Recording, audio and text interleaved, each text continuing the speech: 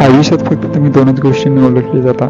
एक म्हणजे तुमच्याकडे काहीही नसताना तुम्ही दाखवलेला संयम, आणि दुसरं म्हणजे तुमच्याकडे सर्व काही असताना तुमच्याकडची असलेली नम्रता.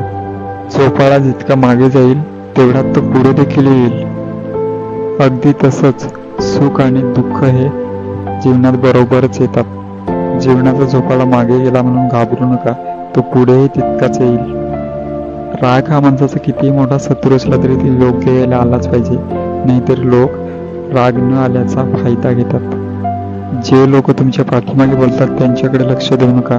ते तुमची पाठी होते आणि पाठी राहणार आणि तुम्हाला फेमस करणार. त्यांची लाईफ उद्देश समजून सोडून द्या. भूतकाल सतत डोक्यात ठेवला तर आपण आपला वर्तमान काल बिघडवत असतो. म्हणून जुन्या झालेल्या चुका विसरून पुन्हा नव्याने कामाला लागलं पाहिजे. फांदीवर बसलेल्या पाखराला फांदी तुटण्याची भीती नसते, कारण त्याचा फांदीवर विश्वास नसून आपल्या पंखांवर विश्वास असतो. आजचा संघर्ष उद्याचे सामर्थ्य निर्माण करतो. विचार बदला, आयुष्य बदलेल. आयुष्यात कोणतीच गोष्ट कधीही कायमची नसते. एकतर तिचा काळ संपून जातो, नाहीतर आपली वेळ संपून जाते.